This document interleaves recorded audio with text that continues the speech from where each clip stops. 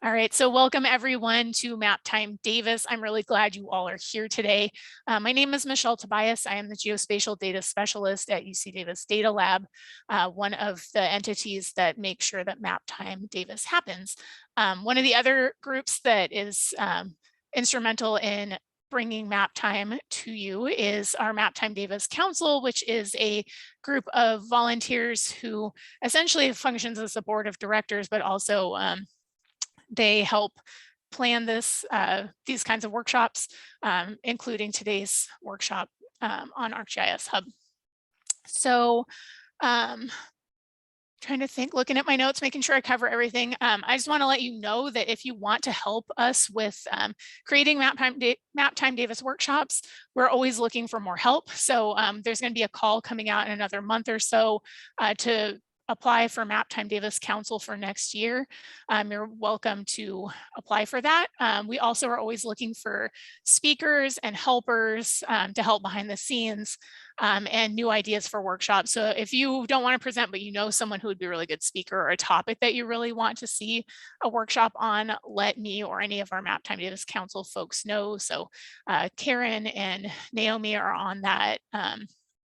And you can feel free to message us, email us, and we will help you with whatever you need for volunteering. So I guess that's my short intro to Map Time Davis. Again, we're glad you're here. Today we are going to be having a workshop on ArcGIS Hub, and Carlos is here along with Karen to tell us a little bit more about this. And I know we've got some good examples planned and some good hands-on stuff. So I will let you guys take it away. And thank you both for being here. Great, thanks, Michelle. So yeah, good morning, everybody. I'm going to be talking today a little bit about and demonstrating a little bit about ArcGIS Hub. Just up front, I don't mean this to be an Esri sales pitch, and I know a lot of product demos turn out that way, so I'll try my best. But really, introducing myself, I'm the UC Davis's Esri service manager, and I'm just hoping to share something that you guys might find useful for your own work, and then kind of offer some insight that we've gleaned from supporting others at UC Davis that have already been using this service. This really came up, and I agreed to present on ArcGIS Hub because while it's not in very wide use at UC Davis, we kind of get a disproportionate number of questions from the few people that do use it. So I thought that this might be helpful to eliminate some barriers to get started. But really feel free to ask questions along the way. Some of this is a tutorial and might leave us with a little free time. And I'm happy to talk through like anything that you're trying to accomplish that this might work for. I'm really just hoping for feedback. This is not really meant as a here's the way you do it workshop. Okay. Okay. Just verifying you guys can see my screen, right? No, you can't yet. Sorry. Thank you. So one moment.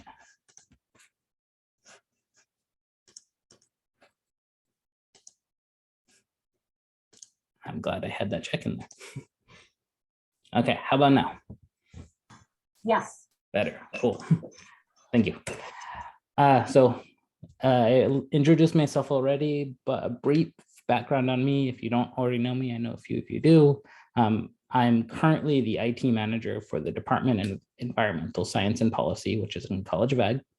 My background is mostly related to IT. I've done some application development. I did some data science a bit, like 4 years in the lab in the same department. But I really mention this as context because I'm not probably the typical GIS professional, and I wanted to frame that for some perspective. I might talk about things a little bit differently than because I'm more used to talking about how things work, and I'm probably a little bit less familiar in what do we use this for or how it's used in the field. So if at any point I don't explain something well enough, or if I make an assumption that doesn't seem quite right, please let me know. It's helpful to me. So yeah, my background is in computer science and IT. I like Belgian ales. That's me traveling. I think that was in Germany, because while I like Belgian ales, who can pass up a 1 liter beer? I mean, that is bigger than my head. Anyways, so we're here to talk about ArcGIS Hub. To get a sense, there's only a few of us in here, but like how many of you actually use ArcGIS Online at all at UC Davis so far? Let's virtual hands, please. That might give me a sense of who I'm talking to. Okay. So I'm going to assume that most of you already know the background of like what we have access to, but I'm going to very briefly touch on just that this is a wider range of products. But at the end of the day, Hub fits in here as a community engagement software. It's really meant as a type of outreach tool with GIS specifically in mind. At UC Davis, yes, we have access to the traditional GIS desktop softwares. You can see here, but notice on the right hand, these are a lot of what Esri is promoting through their ArcGIS Online service as software as a services. These are really kind of like niche. So they might be for a specific field or a specific task. They're really built around like creating solutions for real world problems, I guess.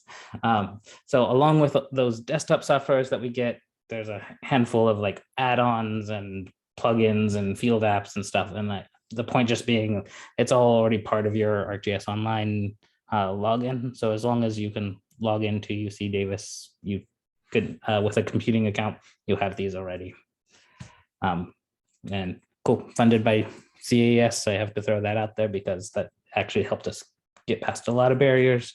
And if you want to know more exactly about what is in there, head over to the UC GIS Hub, which is built on ArcGIS Hub.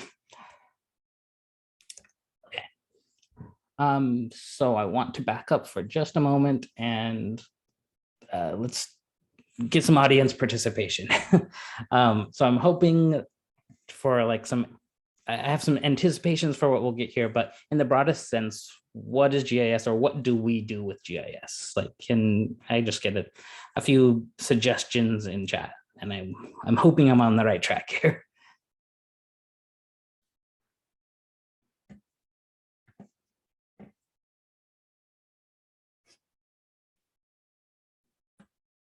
Yeah, I mean, that's what I'm thinking.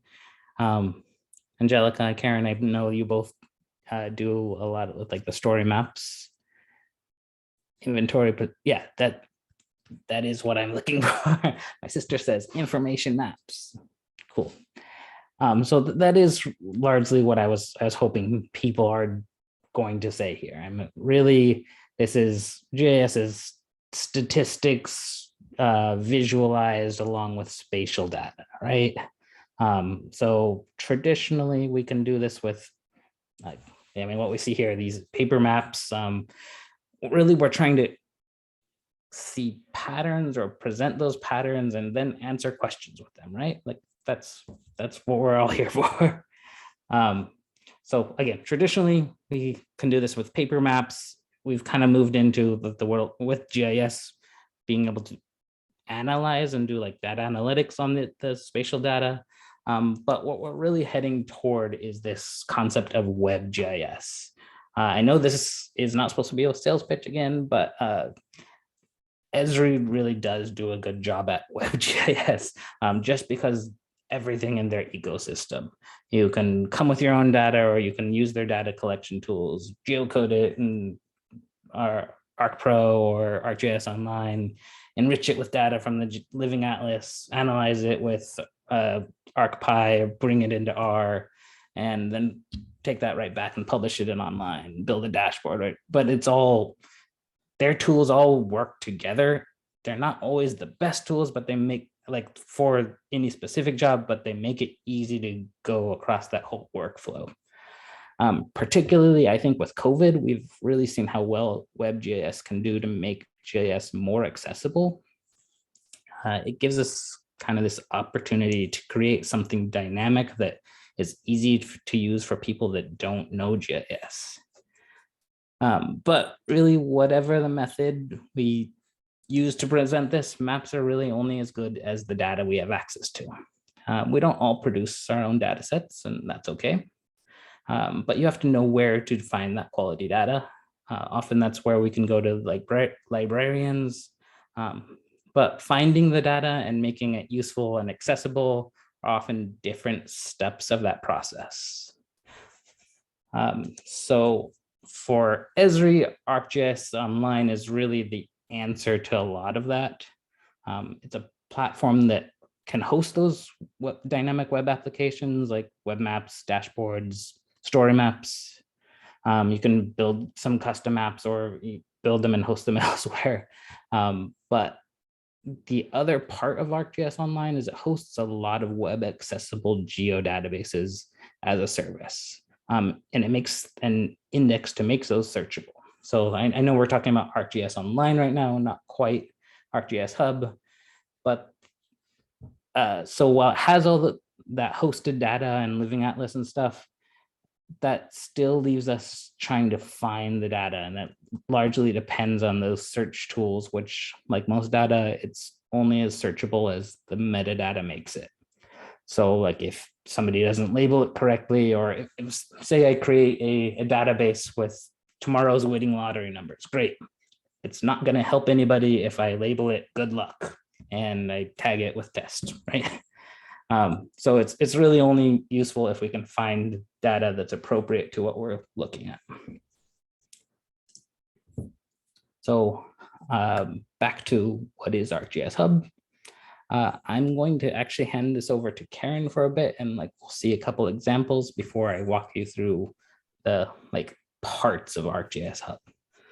So Karen, are you a host already? Can I? She should be. To unshare. All right. Share. Yeah. Okay, let me see if I can do this.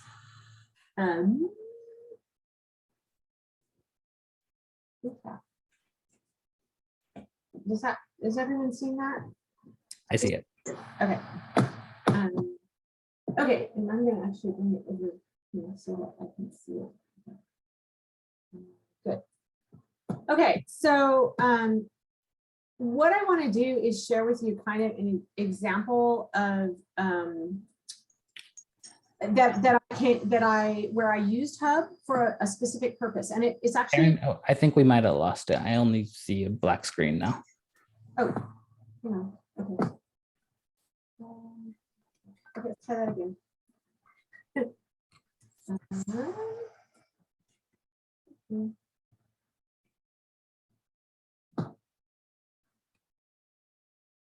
Is it back?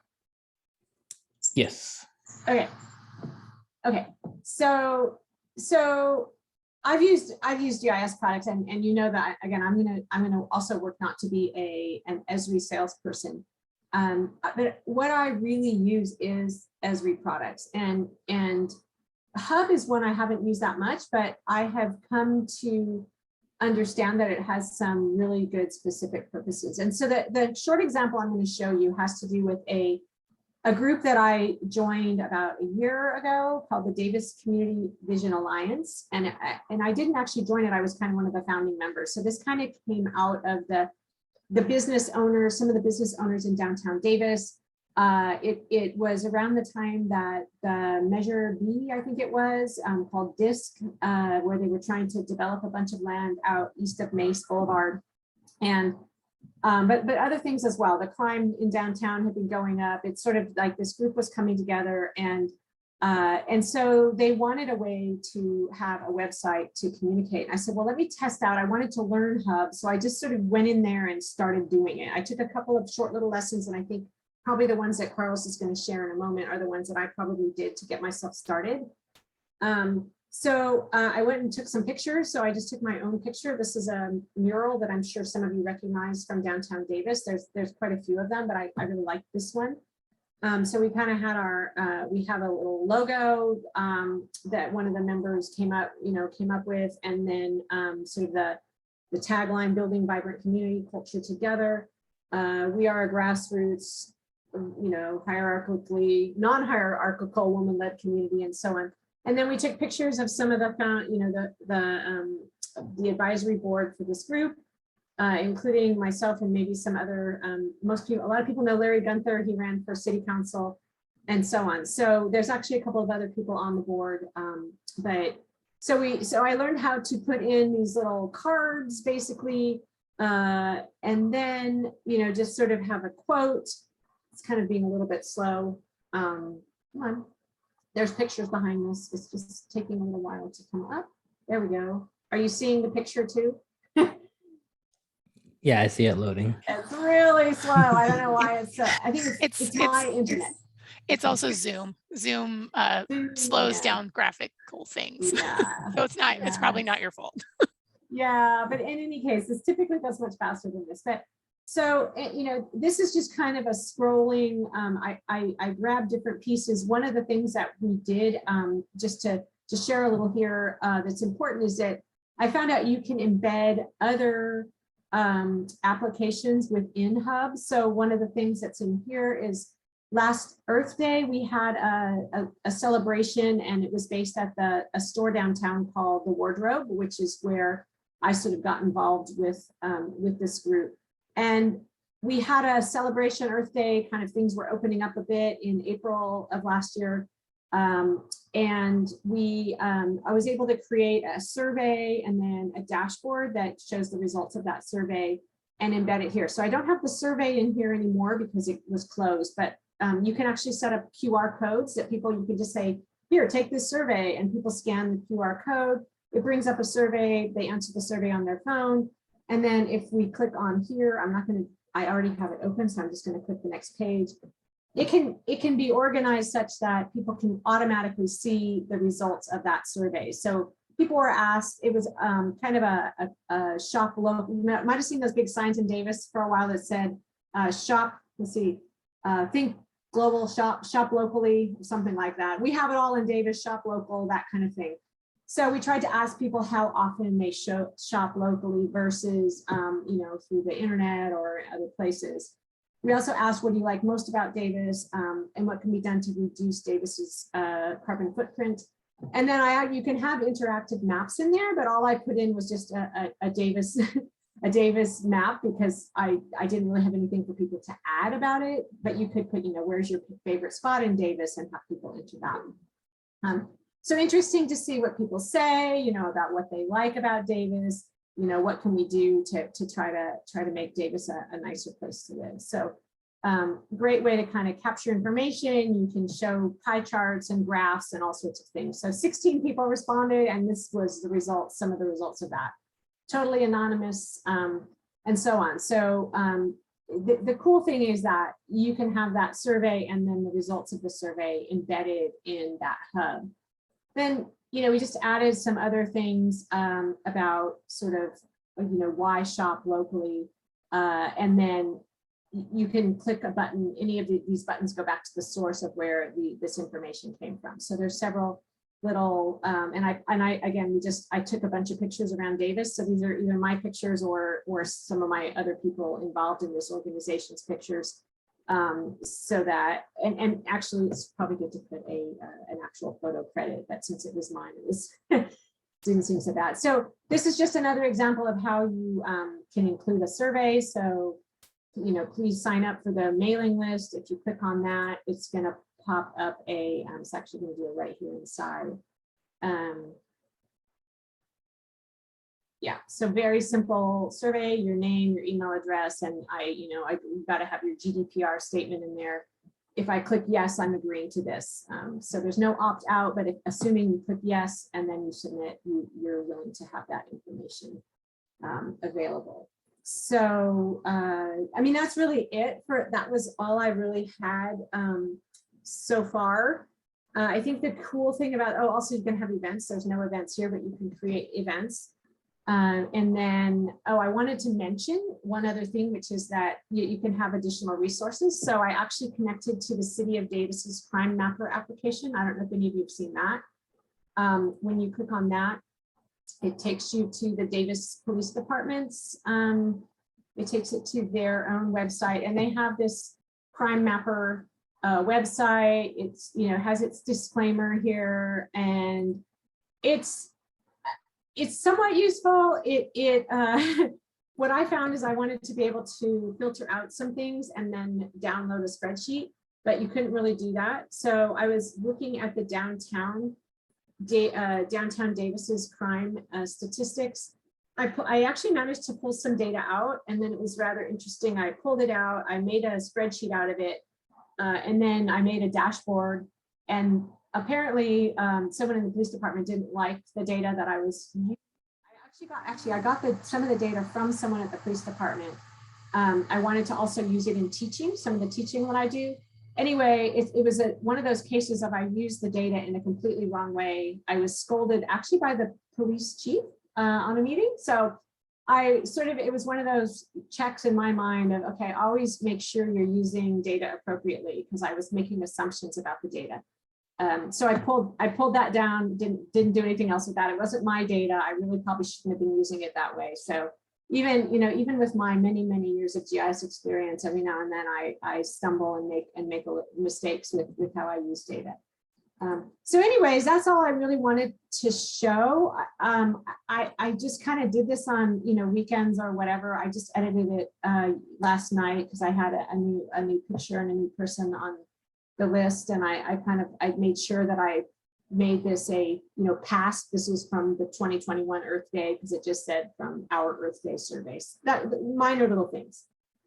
So let me pause there and see if there's any questions or comments. There's more I can show you. I'm also looking to possibly use it for where'd it go? I wanted to also possibly use Hub for our own internal global affairs data portal. So you can actually use Hub nicely for a data portal, and then you can provide different permissions depending on who has access to which types of data. So that's another sort of down the road next steps that I might be using Hub for. So thank you. Hey Karen, this is Naomi. I have a question, and feel Okay. free to say, pump me down the road. This might be what you'll get to, but can you speak to why you used Hub instead of a story map in this case, since there seems to be a lot of overlap in terms of what you can display and what you can link to?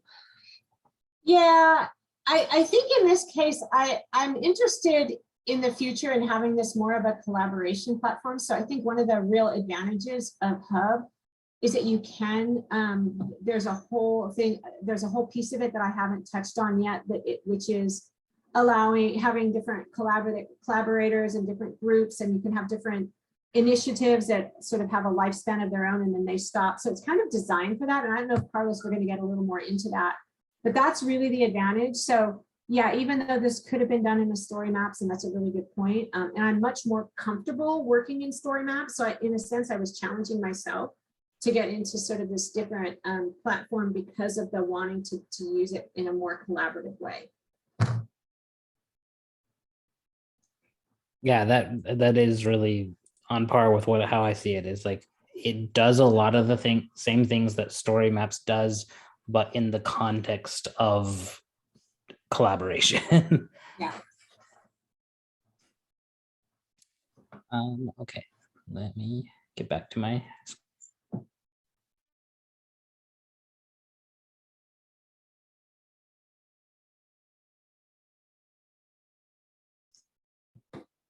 All right, you see that again? Cool. So I'm actually, right before we go there, I'm gonna bring up two other examples that are actually from UC Davis folks that I had meant to reach out and hopefully have them share, but since I didn't, I'm gonna share on their behalf. So give me a second. Are you able to see my web browser as well? Great. Okay, so I think that both of that I'm going to show right now, they're semi-related projects, and that like I think several of the same people are working on them. I just wanted to kind of show these. These are a great example of using this with that community feedback portion of it. So I don't actually know a ton about their project other than that I helped support getting them started. But what I wanted to show out of this is the work that they're doing. They use this as kind of like, after we create our initiative and like we analyze and get feedback. They're going actually having like community meetings and whatnot. So they're at the time, at least, they were using this to communicate outreach for those meetings. And I know that they actually used a third-party tool, and I can't remember what it was called, but it similarly could be done with something like Survey 123 embedded into this. So they were actually collecting data from their constituents and then using this to then share back out their findings of it. So I know that these are the survey results from that. I think that they were looking at like what areas get used for what types of usage, and point just being that this what they're displaying here is now actually tied into that feature service data that is also hosted in ArcGIS Online. And so really the point of this is that it is a web page builder with GIS in mind. So it's pretty much effortless to bring over something that already exists in elsewhere in ArcGIS Online, either your own stuff or stuff that's publicly available. And so now this is a dynamic web map that's built into the page. Similarly, now all these survey results, some of these are static images and whatnot, so I don't know exactly what's going to be in here. But I believe if we look at the data portion of this, this is what's really tying together that open data concept. And we'll talk about that a bit later.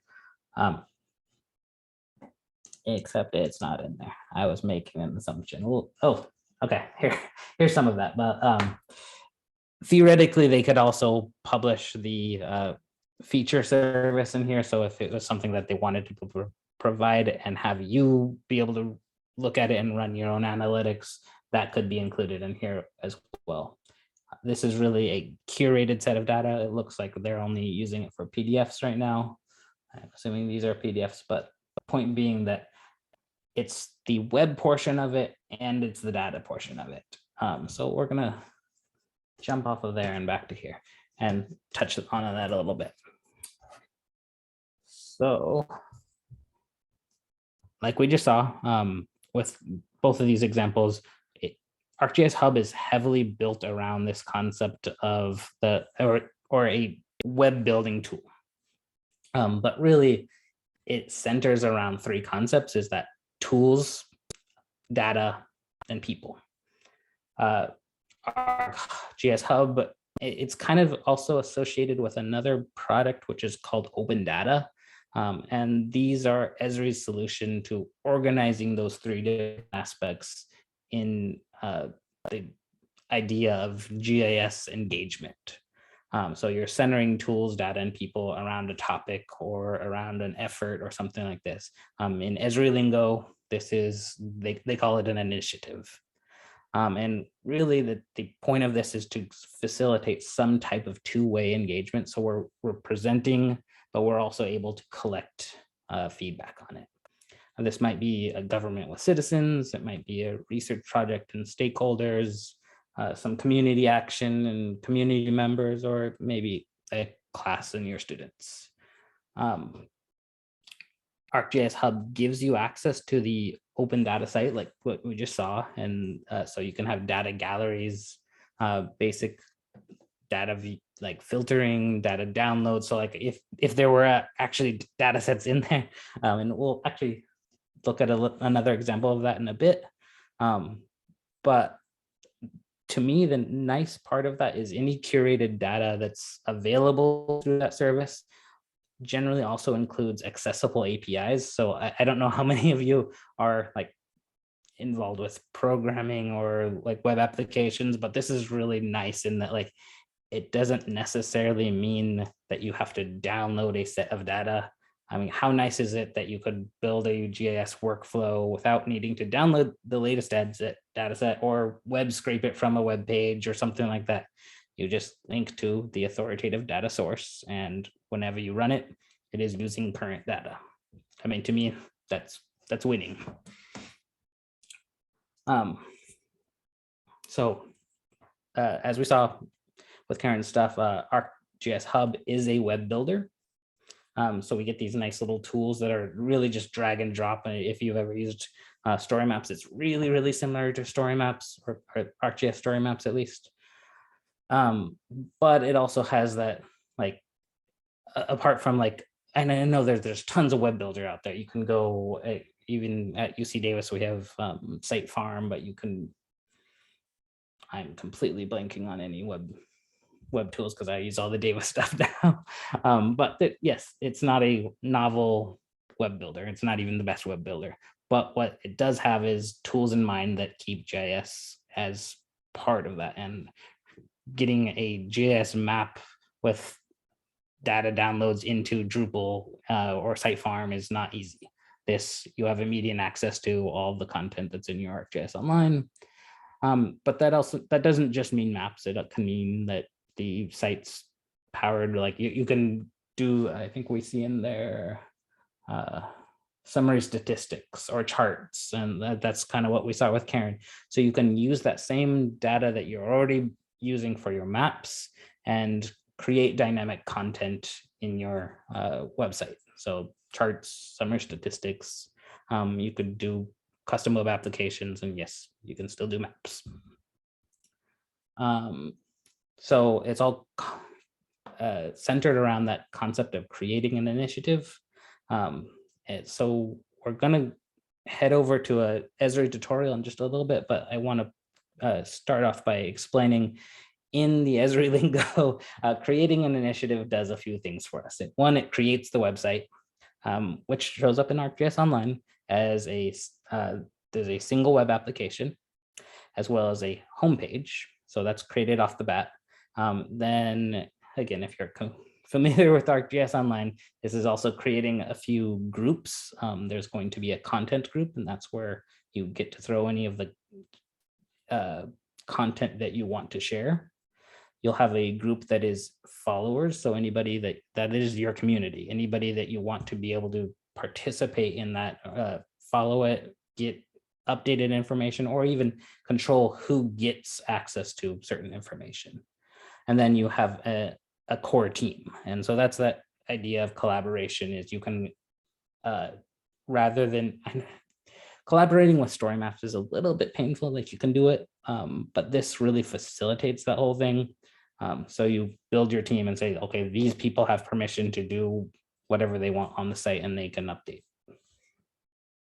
And then as we saw with Karen's thing, there's also created a event management system, which it works.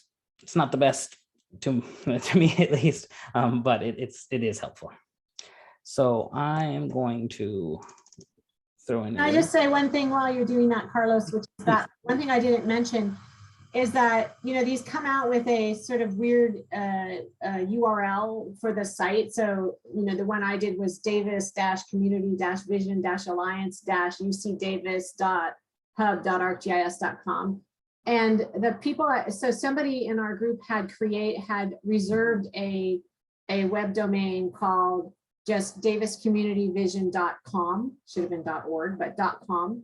And then we mapped that so that it points to Davis Community Vision Alliance UCDavis.hub. So, you know, I know you all know how to do this probably, but I thought it was really nice to be able to, you know, take something like, like this, which is kind of easier to remember, and it points to, it redirects to the hub site. So, yeah, that is actually, I would recommend doing that. I was going to point that out because, like, most of the hub sites I see that are out there use that really long URL, which is, and it's annoying, a little painful. And like, we could do better. I think that is a good thing to be aware of. You can do your own custom domains, which is, so it can be kind of invisibly Esri. Okay, so we're going to kick off over to this. So I put the link in the chat. Esri has a lot of learning tools available. This is, let's open that.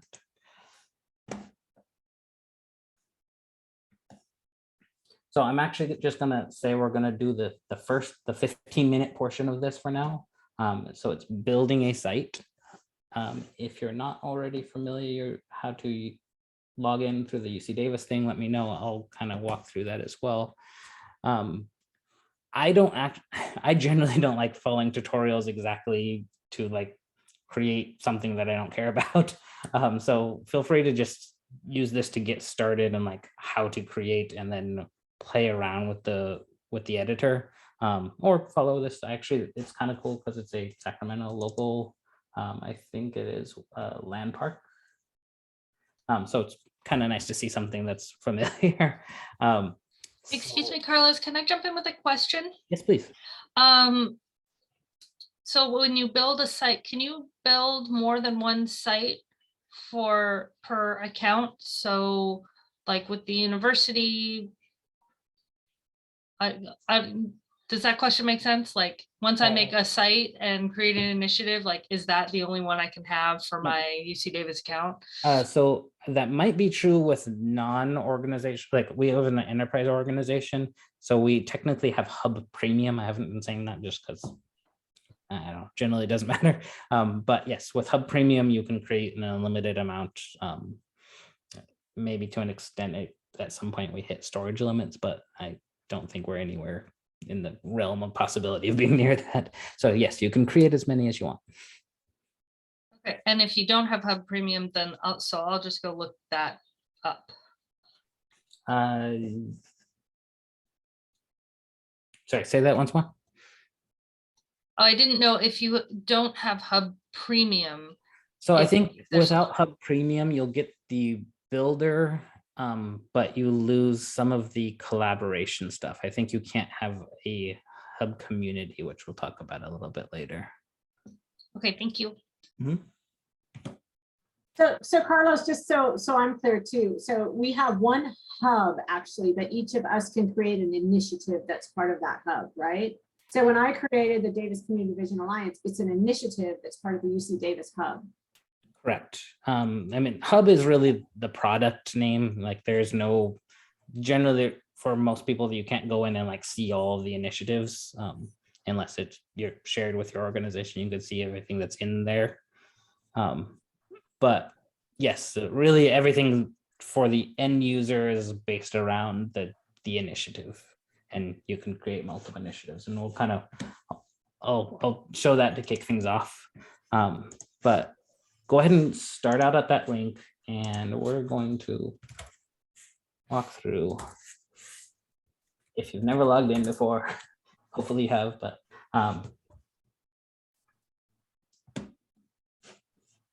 let's pretend I was logged off. Carlos, I just found your wedding.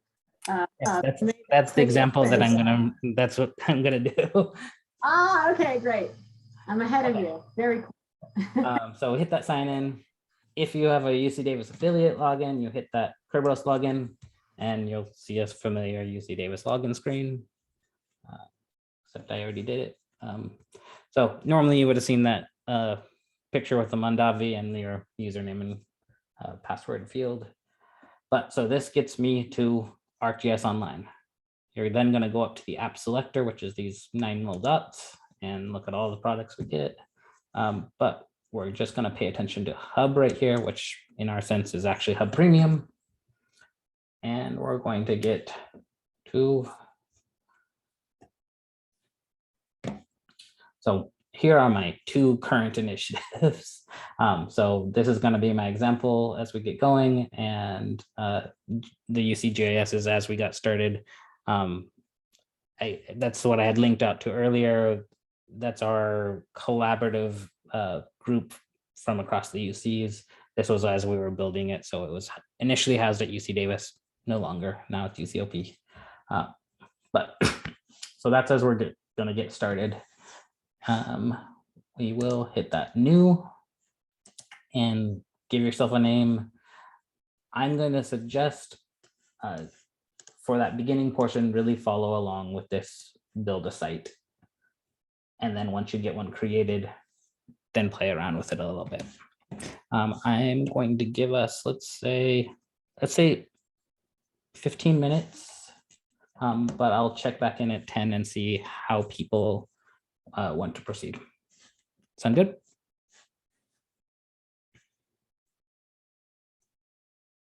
I'll take the silence as affirmation. Yep.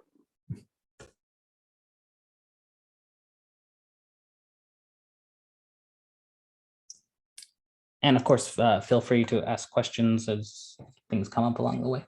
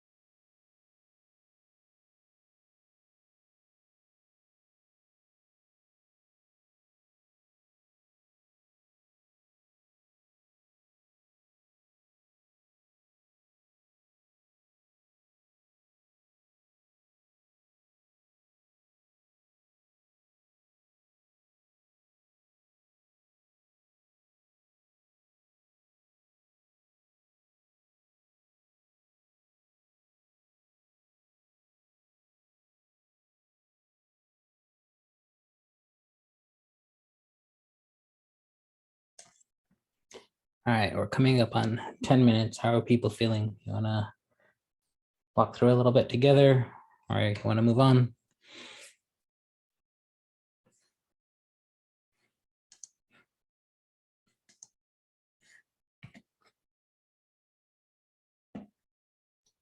I'm feeling like I need at least 2 more monitors.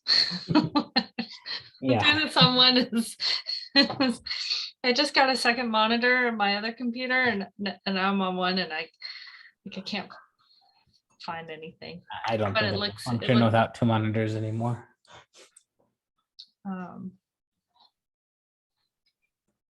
So I haven't gotten very far, but no one needs to wait on me because I am good. So the goal really was, I mean, because you can obviously just do any of the learn UC Davis, or sorry, learn ArcGIS lessons on your own time. But just to kind of get you in and see the interface, because we're going to walk through that together anyways. So why don't I'll kind of get started and do one in front of you guys. And feel free to follow along or keep working on your own things. So let me pull that back up.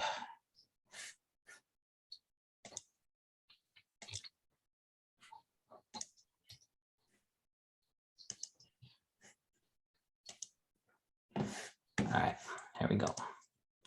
So actually I already have a finished product of what I'm going to do, but we're going to walk through the beginning of it. For those who already know me, I might have mentioned recently, I'm actually getting married in about a month. So I kind of use this as an opportunity to recreate this site that I built in WordPress on here, and just kind of trying to see how easy it would be. And so the idea being, this is a site that's communicating information about an event, can facilitate a feedback, which is the RSVP process, and then provide some spatial information, that this in our case being something like, so where the venue is, where to stay, things like that. And so it seemed like a fun thing to do outside of the exact example that was already provided. So some of this will already finish itself, but I'm not going to use a template. I'm just going to say create, and actually, can somebody verify they can see my screen again? Cool, thank you, Michelle. All right.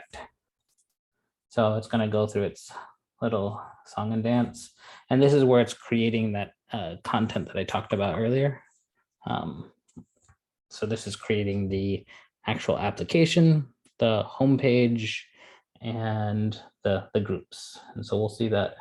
We'll jump back into ArcGIS Online and actually see that just as an example.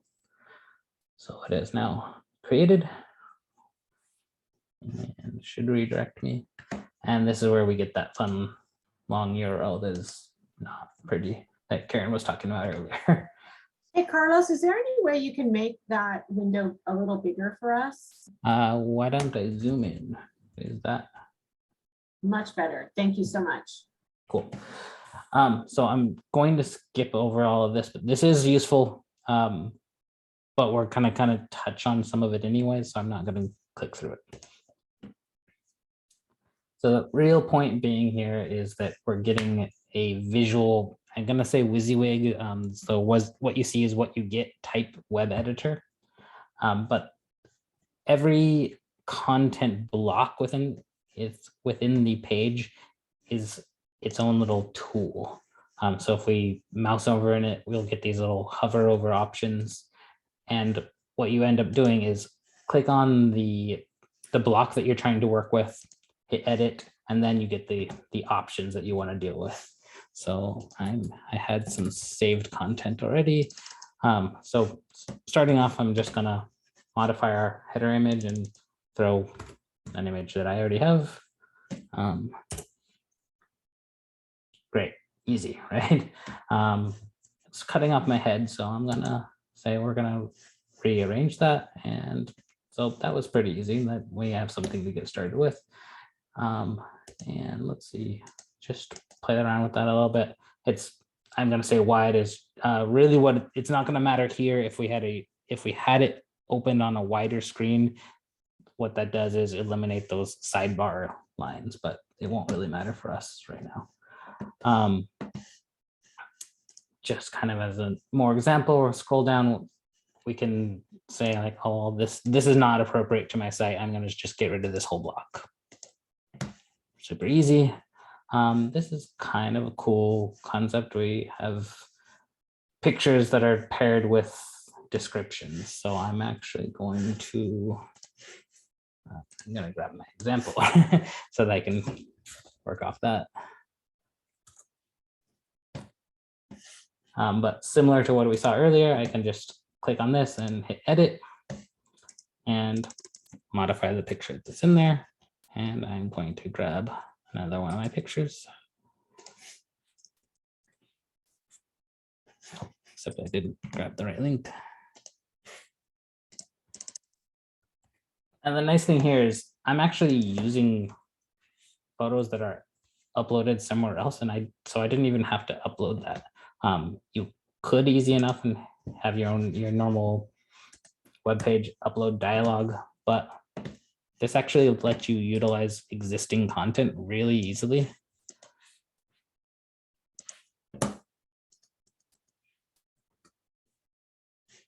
And so I don't really like that they're on different alternating sides. So I'm just going to click and drag this over, and easy, right? So that's really all that I wanted to show, in that it's really easy to work with. If I wanted to add additional tools, we go to this layout section, and here's that list of tools that we saw earlier. So for example, actually, I want to put a map in. I don't need this additional section, so I'll delete that. And I'm going to add a map instead. So I grab map, put it to the left. And so that is a map block. I'm now going to grab a map that I've created before and say, okay, this is where my venue is. Here's the map, the web map that I had created in ArcGIS Online. Done. Easy. I mean, imagine trying to do that in something like Sitefarm. You'd be embedding iframes and things like that, which you could still do here, but this already has access to all my work. The one thing that I want to point out is this save and publish routine. So every time I make an edit, it's a draft until it's unsaved until I hit saved. Once I hit save, it is now an unpublished draft. So it's not available to anybody except if they're logged in to the core team. I then have to publish that in order for those changes to take effect to the real world. So it's easy to lose that. Like if I made this move over here and reloaded the page or opened it in another tab, it's going to open the saved version of it, not the in progress. So something very much worth noting. I noticed, Carlos, that down at the bottom on the left, it says, we recommend you work in a single tab to prevent lost work. I think that's what he's saying. Yeah, very much. And I'm just saying that from experience. I've done it too. Lost work. Yeah. So yes, again, something very much worth noting. I am going to hop over to ArcGIS Online just to show you how that actually, all that stuff is actually saved.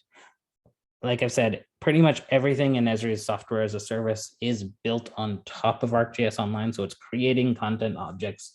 No matter what of these apps you use, they're creating content objects that will show up in your list of content. The nice thing is it ends up creating it as a whole group. Folder. So here's those two things that I just talked about before, your application and the hub initiative, that is the homepage.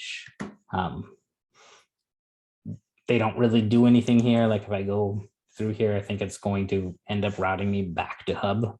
So not super worth doing anything through ArcGIS Online, but just so you know where things exist. It is worth noting you can kind of change share permissions here, and it works just the same way as any other ArcGIS Online content. So I could actually say, rather than sharing through their dialogue here. I could share here. Not really an advantage. I suggest work through their hub tool. Then the next point being those groups that were created. So if we go to ArcGIS Online groups and I say, my fiance's name. So it's created that content group, the core team, and followers. Oh, can I interject a question real quick? Yeah, please. So this is actually the one thing where I thought Hub was going to be different, was exactly that sharing, because I still see that you can still only share with your enterprise. So anybody who's in the club, fine, or the rest of the world, but there isn't, I don't see yet an intermediate, like some sort of group, like Karen's example of these city members, like some sort of intermediate people that aren't UC Davis badge holders, but still are in the crew. So that's actually going to be our I think our Okay. next point I in was here. trying to wait for what you're gonna say. Okay. No, I think that is really, yeah, a pain point of ArcGIS Online is sharing things that exists within your organization. But what I will point out here is if you're not already familiar, there's two types of groups in ArcGIS Online. There's shared content groups, which basically just let you create collections of content, but doesn't let you share editing privileges. So that's a normal group. Then you also have these shared update groups, which mean members of that group can edit content in that group. Unfortunately, shared update groups can only have members from your organization, or what we now see is this partnered organization. And so we'll touch on that in a little bit, but that's going to be the key here, is that we can include members of partnered organizations, and we can create accounts that are partnered with us. But yeah, that is actually kind of what I wanted to elicit here, is underneath everything, like we're going to work it all through ArcGIS Hub, but underneath everything, it is still creating these same normal groups that we've seen other places. All right, so we'll close that and jump back to here for a second.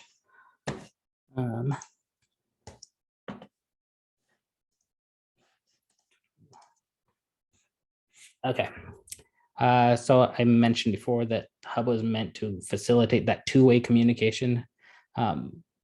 One side of that is providing the access and like references to data and other resources. Obviously for my site, I don't have a lot of there's no data sets to go along with that, other than I could throw in where that venue was. But I'm gonna give a couple examples real quick from sites that have, or hubs that have done it really well. I think most of you have heard about this thing called coronavirus. It's really bad. One of the early resources that Esri provided as part of like a community response was a set of templates, as well as their disaster response hub. And so really this is just this massive collection of all of these applications, which I'm sure we've all seen, the Johns Hopkins map. But yeah, tons of applications, maps. But the real great thing out of here is that get data section. So they're curating a set of data that is from all over. So this is not necessarily Esri data, but I could go to it anywhere here and say, that was not the greatest example. So give me a second. I had captured a URL earlier that would get me where I wanted. Okay, so every hub site actually has this set of content curation. There is an actual name for it that I'll tell you when it loads, except I'm not seeing it. But point being, this is kind of what we saw earlier in that Frank's track thing. But this is all the curated content that they are saying is associated with this initiative. Notice it is not all owned by Esri. So this is the example, CDC, like that is actually still owned by the CDC's ArcGIS Online organization by the user that is data CDC. But it is, so you can basically bring in your own data, but you can also curate data from others, or it doesn't have to be like, I'm just looking at what they call data. It could be tools, it can be, we saw earlier, PDFs, or, I mean, yeah, we could still, like we saw earlier, use Hub as part of our own data collection and share it back out here. The nice thing is that this is now all easily usable. Where's that CDC example? Actually, I don't remember what one I had looked at earlier. Let's say this primary school one. So nice, easy look at it, like summary records. We have, let's see it load. Easy access to the table of data.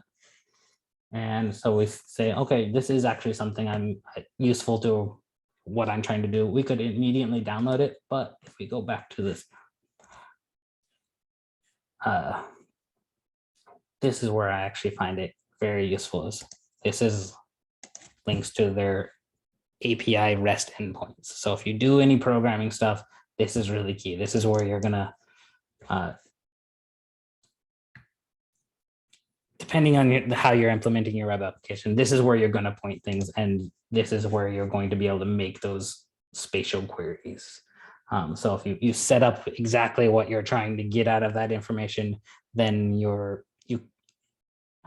for example, I've built dashboards using Yolo County's dashboard. I found their feature service endpoint and used that same thing to visualize a different dashboard than Yolo County's, because I wanted to break it up a little and visualize it a little bit differently. But so then I don't have to download it and grab it and then re-upload and curate stuff. It is just always live to whatever Yolo County's current data is. And so really that's that data portion of it when I said tools, people, and data. This this curated list, once I go all the way back, is where I find Hub actually quite invaluable, is just being able to find a set of data that is around a topic that I'm already working on. I think we had a couple other examples, but I'm gonna leave those till the end if we want to go through it. But this is actually where we're gonna get to Jaylee's question. Really the most important part of this, none of this matters unless we talk about people. That's what we're here for. We're trying to make information available, visually understandable to people. How does Hub help us collaborate better than ArcGIS Online? Like I said, one of the caveats of online has always been it's difficult because any content item created and published in online lives in an organization. We can create tools and data sets that like visualize those and are available to the public, but not necessarily that it's easy to collaborate with people outside of the organization. And obviously that's not how academia works. Our collaborators and our partnerships and the community members that we want to get engaged, they're obviously not all directly affiliated with UC Davis. So Hub actually lets us deal with that. Like, okay, back up just a step, that there are UC Davis, not talking about ArcGIS in particular, ways to deal with this. There's a process called a TAF, which I know I've talked to some of you about before. It's a temporary affiliate form, which lets any UC Davis current staff or faculty member sponsor somebody to have an affiliation, and that actually gives them essentially the same level of access with their own UC Davis account. So they would then have a UC Davis account, can log in and be part of our organization. That is a great universal solution, but it doesn't fit everything. We do I think as of last year, what we saw earlier, that partnered organizations, we can create organization-wide partnerships. There's some caveats there, and like again, it has to be organization-wide, so that makes it hard when I'm just like, well, I have this one person at University of Michigan that I want to work with. It can only be facilitated by organization administrators, so that would mean somebody like me would have to go and find whoever University of Michigan's organization administrator is and say we're going to trust each other and we'll partner our organizations. I think there's actually a limit to how many organizations we can partner with as well. Something I mentioned UCGIS before, that's something we're trying to work through, is like at least creating some kind of model to partner across the UCs to make that easier. But it should be easier. Like we have other systems that let us talk to other higher, go ahead, Karen. Oh, sorry, I was just wondering, this is a big deal for some of the stuff that I've been wanting to use it for. And it sounds to me like what you're saying is if you want to have a partner, a community partner, it's an all or nothing. So like if you wanted to have some people from a couple of different other campuses, not UC campuses, be a partner on a project, you would have to join their entire organization. You couldn't just pick a person. Is that right? Sort of. So what I'm talking about right now is the organization-wide partnerships. Right. There's then community partners. And so there's a... Got it. Okay. So you're only on the second one down the list. So yeah. Okay. So I asked too soon. Organizations let you use existing accounts within those organizations. Community partners, and so that's where we're going to jump to now, is that community partners let us create public accounts that are available to basically anybody on demand. That does mean, like, if I wanted to ask somebody from University of Michigan to work with me, they would have to create a new Esri account through this program. So it wouldn't be their University of Michigan account. So it is still a bit of a hassle, but it's available on demand. And what it actually does is it lets us extend a lot of our licensing for most of the, at least the ArcGIS Online software as a service stuff to non-affiliates. So like I said, it's available on demand. And what it's actually doing behind the scenes is we have two organizations.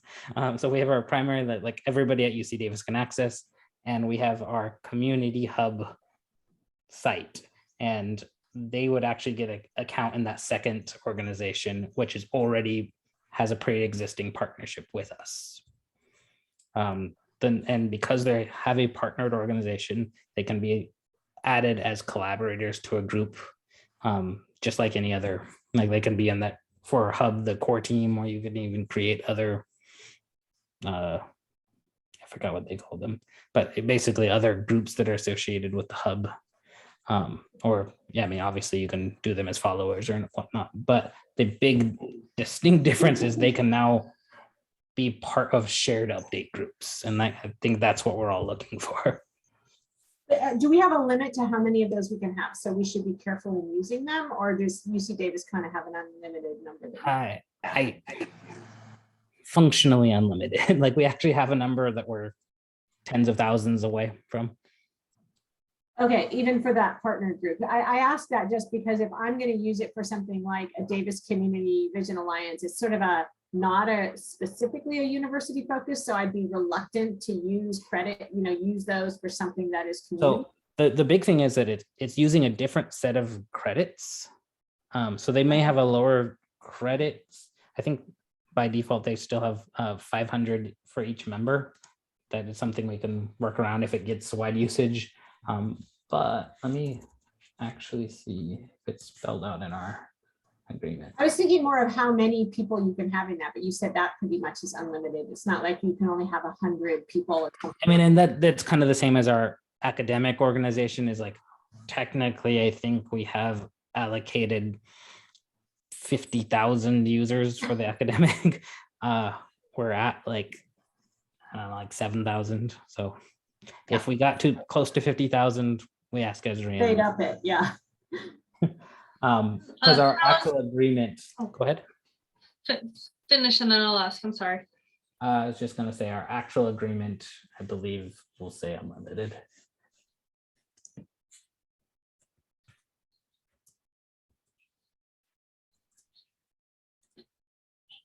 Yeah, for academic use. I'm sure it's actually in there for the community partners thing. But yes, we're in no way short on users there. I think we have a little over 100 out of our tens of thousands. So Carlos, this is Naomi, can I like say it back to see if I understand? Like Yes, you'll please. create a site and the site can have community partners and the partners are like their own, kind of like their own site licenses almost. And then you share that with the people who you want to participate. And Close. okay, I'm just, does it eliminate the need for those people to have their own license to share, to participate? The big difference will be that the community partners won't get ArcGIS Online, oh, sorry, ArcGIS Pro licenses. Okay, And I think they don't get to create their own additional hub sites and things like that. But yes, it should eliminate the need for a lot of people to have their own named user licenses. Worth noting that community partners are not necessarily tied to one initiative. So if you create a community partner account, they can be joined to multiple initiatives or just joined to regular ArcGIS online groups within our organization. So it's not necessarily directly tied to Hub or a specific Hub initiative, but that is the way we can extend privileges to them. And we're going to kind of walk through that right now. And I'm hoping somebody will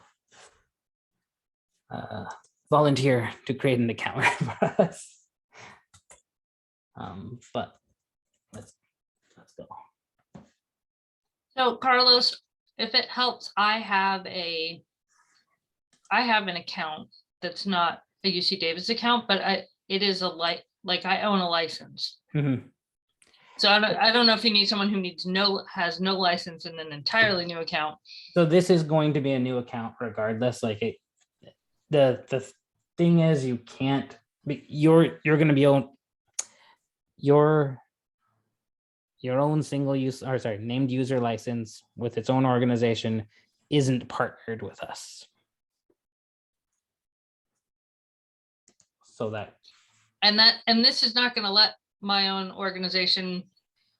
No. So, okay. So we still haven't quite got, but I won't need to because you'll have something to share with me. I think that's where I'm. Yeah. So okay. The kind of steps of the process. Well, let's grab. All right. So here's the semi-finished product of the Hub demo that I did. Kind of gonna off mention the other biggest question that we get around Hub is you've probably seen this with story maps too, is certain things that don't render, like don't show. Everything in ArcGIS Online is layered, so it's like you have to set the sharing permissions for the site. This is set to use the features service off of a survey 123. So I would have had to make sure that feature service was correctly shared publicly for the results of it to be shared publicly. And I think similarly for the map that I had put here. And I actually left those in to illustrate that. Really what you need to go through is anything that the site is depending on needs to have that same level of share permissions. It's both good and bad, and it's like that it's complicated and they should make a better tool to let you see that. But it does mean you can actually very much control exactly who can access that. I mean, like that featured service doesn't even necessarily need to be owned by the same person that did the initiative. But if I create that data, I should have control over who has access to it. Okay, so that said, we're on the site and I'm not logged in right now. So I should be able to say, I want to follow this. And it's going to pop up this little thing and be like, okay, sign in. So if you are a UC Davis person, you can just use this. If you had your own account, you can just use this. If we want to create that community partners thing, notice this says, you don't have an account, create a UC Davis community partners account. And it's going to walk us through. And I always use SAM-IAM for all of my demos. So I'm going to continue that tradition. And pretend I read those agreements. Now this is where it gets sketched. Am I gonna get it because I've probably done this 10 times before? Oh, there it is. Perfect. All right, so now notice I got my activation link and I'm gonna confirm.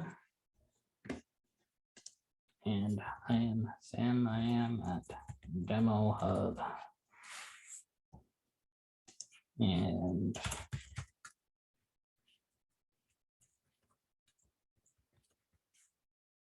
choosing my ultra secure password and my dream job. IT.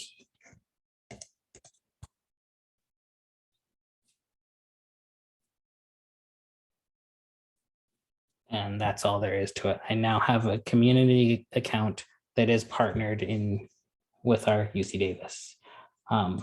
So back as my logged in user, I'll go back to the hub and get rid of all this stuff. So just Carlos, is this something your guests to your wedding, for example, could use? Is that the idea that each guest could sign in and then follow this by doing this? In this example, yes. Yeah, okay. Obviously, I don't want to make guests create an account for things, but this was just, yeah, for the example. Right, but that would be if you wanted to really only allow them. So what would be the difference? Is that if you don't want to share with the whole world because you're afraid, you know, people are going to crash your wedding, so you want to make it. So in this case, maybe I want them to be able to set where they are staying or something like that. I want them to contribute information. Right. So it's not just like I'm following that. And like right now, that's how we got to there. But I want to be able to extend privileges to them. And anytime, like not Esri specific, anytime you're extending privileges, that all depends on being able to identify or like authenticate somebody. If they don't have an account, I can't authenticate and say that they are who they say they are. No, they have an account, but they have no license. So they can mess around with stuff, but that you can't. Like... So they have a license to all of. Let me jump back. They have a license to some stuff. This stuff. They have all of those licenses. They don't have a license to ArcGIS Pro. That is the main difference between these accounts. Like there's a couple other functional, like some add-ons that we have that they wouldn't get. But anything here, they will have a license to. That's pretty amazing that Esri lets you do that. I Yeah. have to say. Okay, so now jumping back into Hub. Do we have some ground rules for how that can happen? What can happen? Because this could get crazy pretty quick. Like creating, how? Creating these accounts, like who can, I'll just wait. No, I mean, I think that that's a valid question. It's like, are we policing and like, do we take accounts away at some point? Things like that. Is there a time limit? Yeah, or is there, yeah. Right now, I mean, as far as Esri is concerned, they've said leave them up as long as you want. They're it's a separate account that I can take if I needed to take something away. It basically would follow the same account management stuff as anything else at UC Davis, like that we try to follow whatever policies are more widely used, not specifically for ArcGIS. But yes, and I think that we don't have governance policies around this yet. And basically this is anyone, they don't need your authority or your blessing or your approval, right? They just, I didn't do anything Sign in special page. to invite them to that. right, they just go to that page, it says sign in, they're like, oh, well, I don't have a sign in, so I'm gonna join the community group, and boom. Correct. Interesting. That said, so like right now, we actually have more users than this. If you've ever done anything else on ArcGIS Online, notice that you can set your sharing permissions for your account as well. Oh So my you can gosh, I'm on there, I did not even know that. yeah. So if we get to, I don't actually remember where that setting is. For a normal account, I would go to my profile and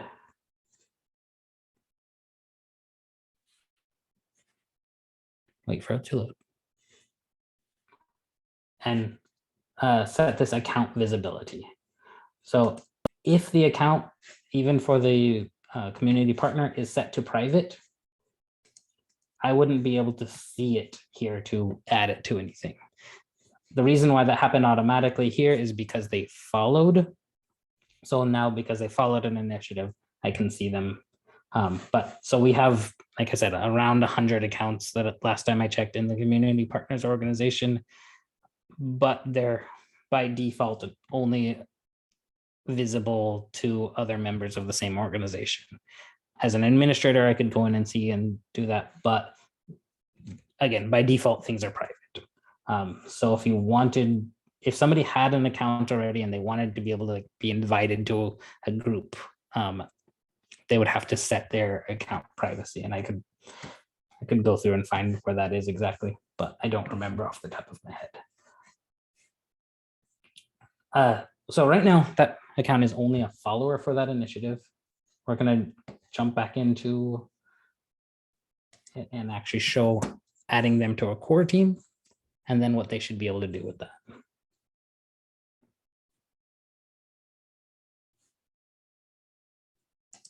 So we have this kind of tying back to that idea before of tools, data, and people. Tools is really the website and being able to bring in the different blocks that can tie into our existing ArcGIS Online tools. The data is that content library that we saw earlier, and then people is that teams and group manager and community. So if we jump to that community tab, SAM-IAM should be listed there now. But so say now, actually, I want to extend that SAM-IAM is a member of my core team. So I should be able to say add members. And notice that my organization is still only UC Davis people, but if I also include my community, it'll include all of those same visible user profiles. So I'm going to add and say SAM-IAM is now a core team member.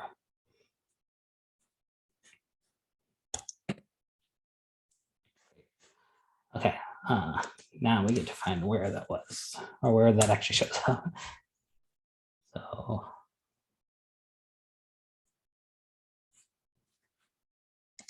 this is where that unique URL thing might hurt us a little bit. So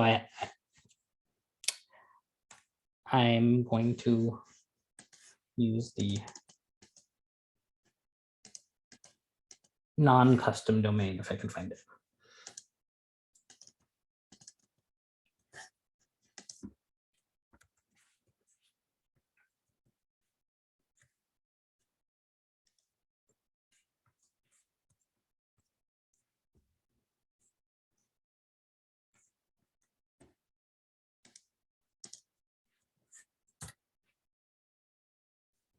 Okay, this is actually what I wanted to get to, and I'll make a note of this so that this is our hub organization.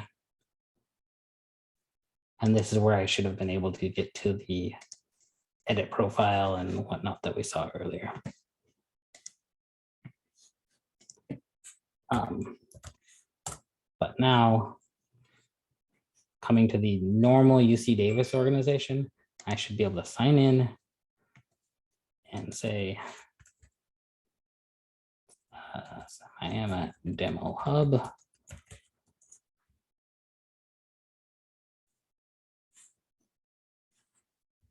And this is our partnered organization. So that's actually the URL that I should have noted earlier. So notice I'm signed in with my community partners account. I still have access to create my own content.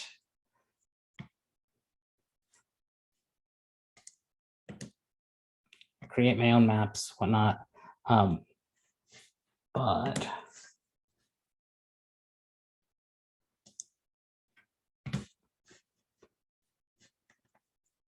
jump back.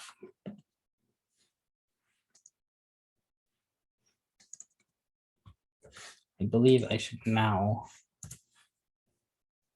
have access to edit pages within the hub.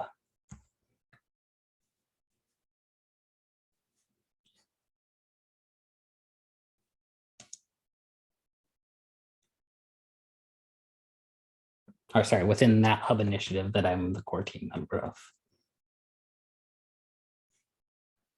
The point here is that you can make people outside of UC Davis editors, and I mean, they can actually edit the content.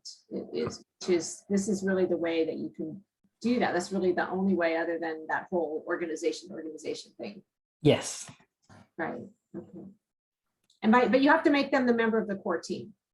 For them to do those edits, yes. Edit, right? Okay.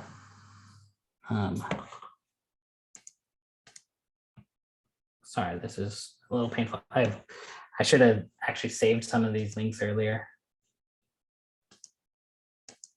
What I want to get is back to the, yeah, here.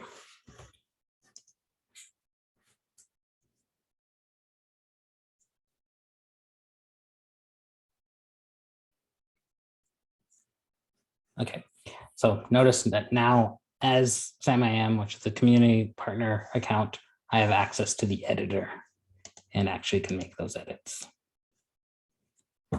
So I think that is getting us to where, like, the problem that a lot of us have been facing.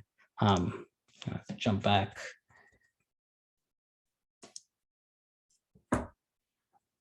So basically being able to extend collaborating functions to people that are not part of UC Davis. It's still not the most clean solution, but it is something that is, again, available on demand without really an administrator being involved. And this is something you could communicate with, I mean, either people at other organizations or the public. There are ways you can do that, like in the layout of the page as well, to make it a little bit more visible. And if that's something that you're interested in, I can work with some of you to actually write something up for that. Not a lot of people have taken advantage of this. Like I said, I think that there's a lot of barriers in that we get these questions. So that is something that I think could be helped. But that's where we are right now. Okay, my last thing is just kind of like lessons learned things. So some of this will get a little bit probably more into the weeds than we care about, but important to note that, like we said earlier, it is really easy to override each other's work. You cannot work concurrently. So if for the UC GIS Hub, a few times we both had the same page opened, and we're making different edits, not realizing that was early up front, and we wiped out each other's content. So our workaround was essentially having a channel of communication so that we would check out a page before working on it. That's the same thing that we were talking about before, is like even having multiple tabs within the same user. It's really easy. It's always going to use the most recent saved version. it doesn't matter if that was the most recent loaded version. So yes, and to compound that, there's no revisions or backup system in Hub. So I can't jump back to being like, oh, I made this, like I deleted this thing that I really needed. How do I get it back? There is a really awful workaround that I'm going to show you guys, but it works. So if you've ever done any content migration stuff, you might know ArcGIS Online Assistant. And we're going to jump into this. And the lesson out of this is everything on ArcGIS Online, other than feature services, are really just JSON objects. There's other ways to get to this, but this is like the easiest. So what we had done was in the ArcGIS Hub is take copies of, excuse me, copies of those JSON objects just to have some restore points for it. So here's all the folders that we normally see in ArcGIS Online, and we're going to look for that car lesson area. And I'm going to say I want to view items JSON.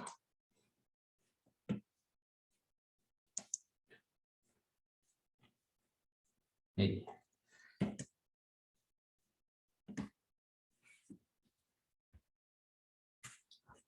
Okay, so these are each of those content items that we saw earlier. We're going to take a look at the Hub initiative. We talked about metadata earlier. This is basically all the listing items that you see in ArcGIS Hub, and this is the content. So there's not a lot to that page, or sorry, to the initiative yet, but the application, we should see a bit more. All right, so this is actually what is saving the information about the layout of that page. So you could literally copy and paste this in. You can even modify it, like we actually did that to make some bulk changes when we're moving from the UC Davis site to UCOP. Like I said, there be dragons here. This is not a for the faint of heart. But if there's something that like you need to accomplish, I'm happy to work through it with you. I've done a ton of this already.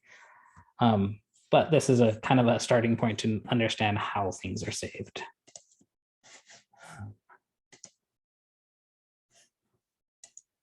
And jumping back.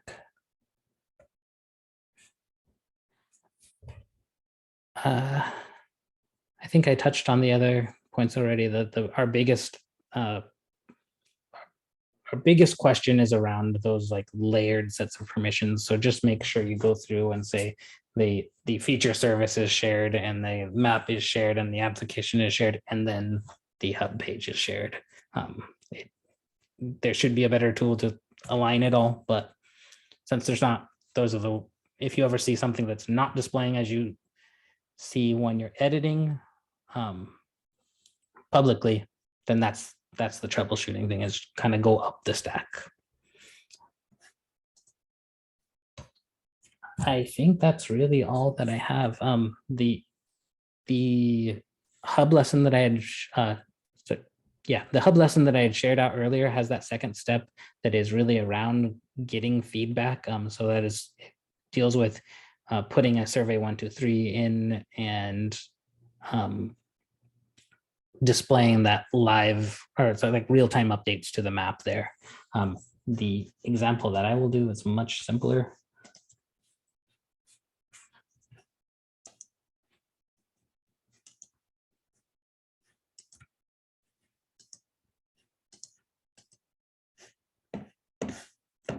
And again, feel free to ask any questions that you have in the meantime.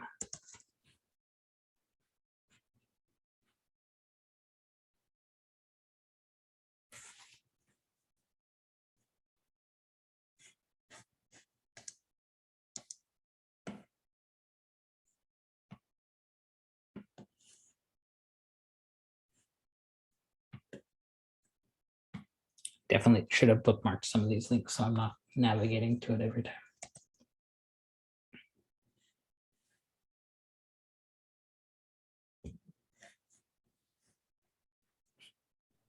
All right, so Question, what's the best way to just delete an initiative? that is a good question. Right there. Oh, delete site. Okay, got it. Thank you. I'm pretty sure it's going to ask for confirmation, but I hope so. I I hope so. haven't deleted Okay, too many. perfect. So. I was searching for it this morning and I couldn't find it. Thank you. All right, so I had earlier created a survey 123 survey, which similarly to this, it's creating a group, a folder with a survey and a feature service and a feature view.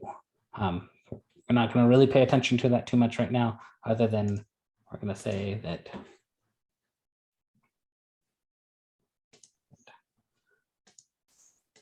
if I was newly creating or adding that, actually, let's do that. So we're going to delete, say layout, and I am going to add a survey. Pretty simple, pop into where I want in alignment with everything else. And then I'm going to select a survey out of my content and my RSVP form. I'm not going to walk through actually creating that. It's like a 2-question survey, so let's not care about that. But what we do care about is this RSVP'd guest.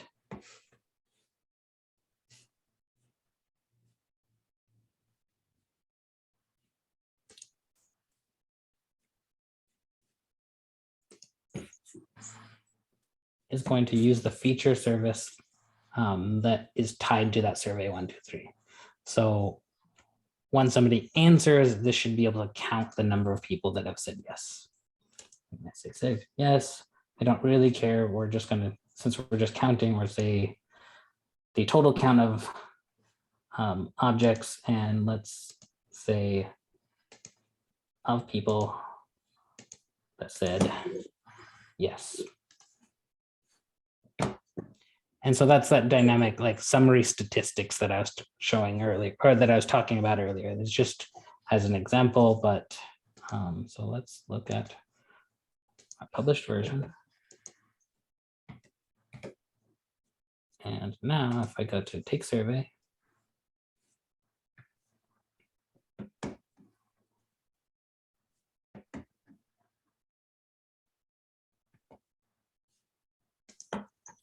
Sam is also going to come to the wedding. I mean, he's in the core team, so he might as well. Submit. And I should have set this so that it actually like jumped back to the page once I submitted, but we should now see that number incremented. There you go. So real-time data, feedback collection using Hub. All right, I think that is really all I got, other than the obligatory, here's how you get support. This email, if you're not already aware, goes to my small team. Right now, there's 2 of us. At some point, there will be 3 of us again. But we've done a lot of work into like making things accessible, so you can get a lot of the desktop software and downloads. We've done work in getting KBs for what we can, and I'm always open to creating more KBs that people find useful. So if you guys start using community partners and want us to like write up a help desk article, work with us to do it, that's great. Yes, and we can help with like licensing and other support things, but really this learn.arcgis.com is the easiest way to learn all of this stuff. And thanks to all of our champions, and these are the people that really got us where we are with ArcGIS at UC Davis. A lot of it is like seeing what other institutions have done and like being able to copy things that worked for them, people that like have really been champions for saying how useful this can be. And we no longer have that recovery model where we have to charge everybody whatever it was, like 100 something to use just desktop. So this is really what got us here, and I always want to thank for everyone here for getting us involved. And that's it. Any questions for me while you have me? I just want to say thank you for presenting all of this, Carlos. It's really nice to see how all this stuff works behind the scenes and how you can integrate not only different parts of our Esri tools, but also how you can integrate people from on and off campus. I think that's really important to build those connections. So do folks want to ask questions, or I can turn off the recording if people would be more comfortable, and then we can just chat for 5 minutes or so. All right, so once again, thank you, Carlos. I'm going to go ahead and stop the recording, and then we can chat for real.